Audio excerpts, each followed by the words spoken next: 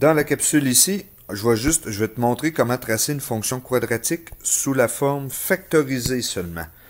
Donc, c'est important, c'est seulement la forme factorisée. Là, je sais que je me répète, c'est pas grave. Rappelle-toi qu'il y a trois formes, la forme générale, la forme canonique et la forme factorisée. Quel est l'avantage de la forme factorisée? C'est ceci.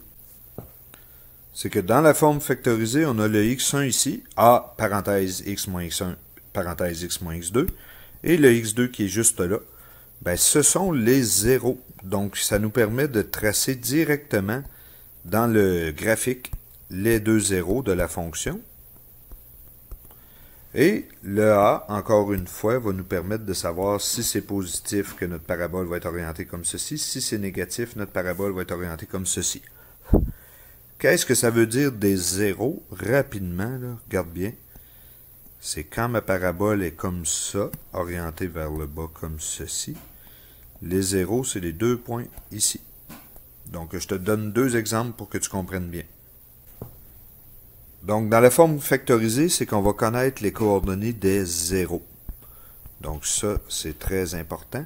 Donc, ici, nous avons moins 0,5, parenthèse x moins 3, x, parenthèse x plus 5.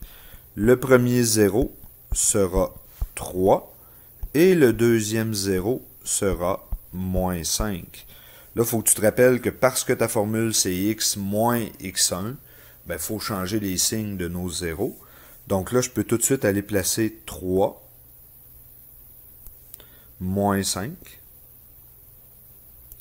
Et je peux essayer de trouver un autre point significatif, comme le sommet, ou comme le x égale 0. Encore une fois, x égale 0. F de x, donc f de 0, va valoir combien? Donc là, on peut aller faire aller notre calculatrice ou notre calcul mental encore une fois, et on trouve 7,5. Là, 7,5 est un petit peu tannant à placer, mais je vais le placer là, 5, 6, 7,5 environ là. Donc, on voit que notre parabole va partir d'ici, va monter, va atteindre un sommet, puis va redescendre après, comme ceci.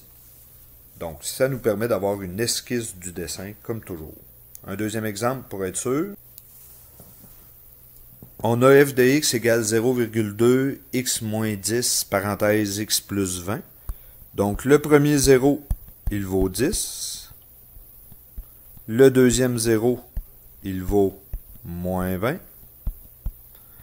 Donc, on peut tout de suite aller placer 10 ici, moins 20 ici. Notre a est positif, donc notre fonction va être comme ceci. Donc, ça nous permet de voir ça. Puis encore là, on peut aller voir x égale 0. F de 0 va valoir combien? Et ça va nous donner 20 fois moins 10, moins 200, fois 0,2. Donc, moins 40. Donc, à 0, ça vaut environ moins 40. On est capable d'avoir une idée du dessin. Ça nous donne donc environ ceci. Donc, un retour en 15 secondes. Qu'est-ce que la forme factorisée nous permet rapidement de savoir? C'est les deux zéros. Donc, le x1, le x2. Donc, on trace tout de suite nos deux zéros. Et encore là, si le a est positif, on sait que la fonction va être orientée comme ceci. Si le a est négatif, la fonction va être orientée comme ceci. On veut toujours seulement une esquisse, donc avoir une idée du dessin pour trouver des choses dans nos exercices. Fait que dans la forme canonique, je te rappelle que le HK te permet de connaître les coordonnées du sommet. Donc ça, c'est la première chose à retenir. Fait que moi ici, je vois que le H, il vaut 3. Le K vaut moins 4. Donc, je peux tout de suite aller mettre mon sommet à 3 moins 4. Juste ici. Là, j'aimerais ça savoir un autre point. Ben, moi, j'ai toujours tendance à aller voir x égale 0. Y vaut, pas y, mais f de x vaut combien? Donc, f de x. Donc, f de 0 cette fois-ci. Il vaut combien? Ben, on peut calculer sur la calculatrice ou dans notre tête, puis on trouve 14. Donc là, 0,14, je ne le vois pas dans mon graphique, mais c'est pas grave, ça me donne une idée que ma parabole va monter vraiment là-bas, super loin, puis de ce côté-ci, pareil, parce que c'est symétrique. Un deuxième exemple pour être sûr qu'on a bien compris. Dans le cas ici, le h, on a moins 0,1, parenthèse x plus 20 au carré plus 5. Notre h vaut moins 20. Et le k vaut 5. Donc, on peut tout de suite aller à moins 20, 5, placer notre point.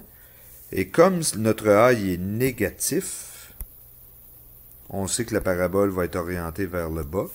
Mais encore là, moi, j'aimerais ça savoir x égale 0, f de x vaut combien? Donc, f de 0, il vaut combien?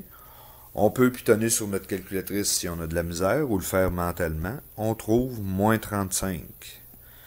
Donc, je vais à 0, moins 35, placer mon point. Je sais que c'est symétrique, fait que je peux placer l'autre point ici de l'autre côté du sommet. Et je trace ma parabole à main levée pour avoir une idée du dessin. Donc, voilà comment on trace avec une fonction canonique le dessin à main levée.